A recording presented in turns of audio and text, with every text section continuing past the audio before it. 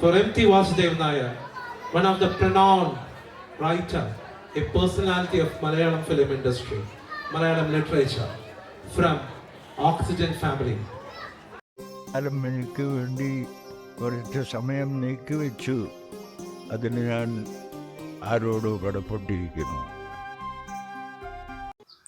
ഓണം മലയാളക്കരയിൽ അലിഞ്ഞു ചേർന്നതുപോലെ മലയാള സിനിമയിലും മലയാള സാഹിത്യത്തിലും ലയിച്ചു ചേർന്ന രണ്ടക്ഷരമാണ് എം.ടി.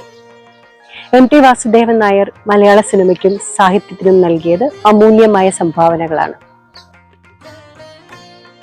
2024 ഡിസംബർ 25 നമ്മെ വിട്ടുപിരിഞ്ഞ് എം.ടി. വാസുദേവൻ നായർക്ക് അദ്ദേഹം തിരക്കഥ എഴുതിയ സിനിമകളിലെ ഗാനങ്ങളുമായി കോൺഫിഡന്റ് ഓക്സിജനിലെ പാട്ടുകാർ നൽകുന്ന ആദരം.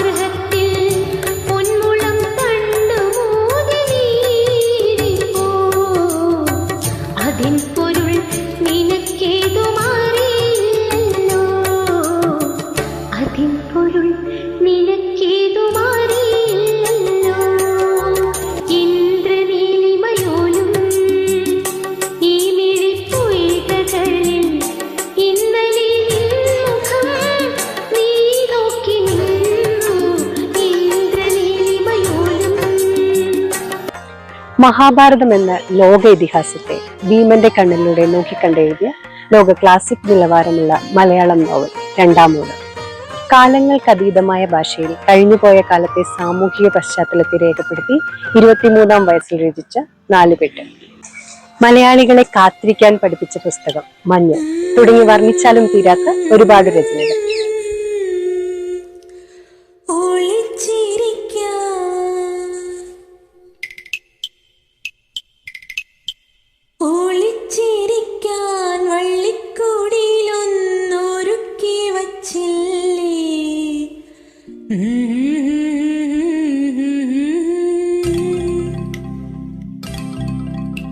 കളിച്ചിരിക്കാൻ കഥ പറയാൻ കിളിമകൾ വന്നില്ലേ, ഒളിച്ചിരിക്കാൻ വള്ളിക്കൂടിയിലൊന്നൊരുക്കി വച്ചില്ലേ, കളിച്ചിരിക്കാൻ കഥ പറയാൻ കിളിമകൾ വന്നില്ലേ, ഇനിയും കിളിമകൾ വന്നില്ലേ.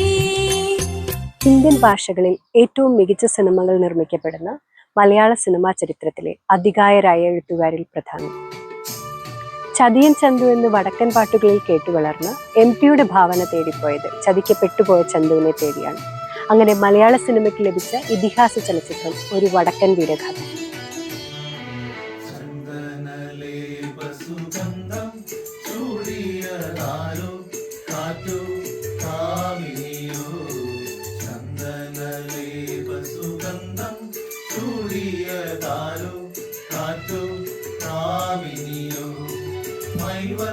പെട്ടി തുറന്നു കൊടുത്തത് യൗവനമോ ഋതുദേവതയോ, യൗവനമോ ഋതുദേവതയോ, ചന്ദനലേപ സുഗന്ധം ചൂടിയതാരോ കാറ്റോ കാമിനിയോ.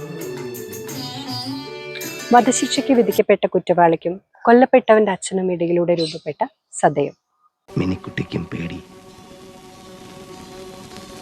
പേടിക്കെന്താ നിറം? ചുവപ്പ് അതോ കറുപ്പോ? എനിക്കറിയില്ല. കൃത്യം നിറമില്ല, നിറം മാറിക്കൊണ്ടിരിക്കും. പേടി കുറെ കഴിയുമ്പോൾ തമാശയാവും. തമാശ പിന്നെ പൊട്ടിച്ചിരി, പിന്നെ പാട്ട്, പിന്നെ ജീവിതം എന്ന വലിയ നുണയും മരണമെന്ന സത്യവും നേർക്കാഴ്ചയാക്കിയ സുഹൃതം. ശത്രുതയുടെ ആഴം നമുക്ക് കാണിച്ചു തന്ന താഴ്വാരം. കൗമാരത്തിലെ നിഷ്കളങ്ക പ്രണയത്തെ സംഗീതത്തിന്റെ നിലയിലേക്ക് ഒഴുക്കിവിട്ട നഗക്ഷതങ്ങൾ. പിന്നെ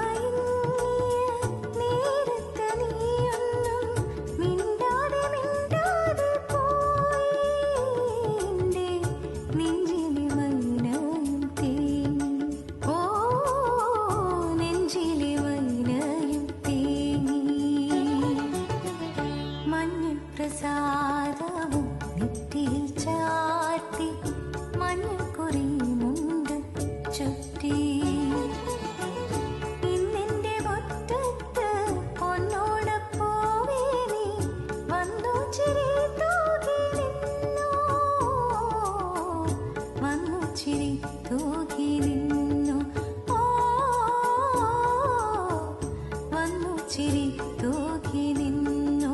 ഓ അന്നു ചിരി തൂകി നിന്നു.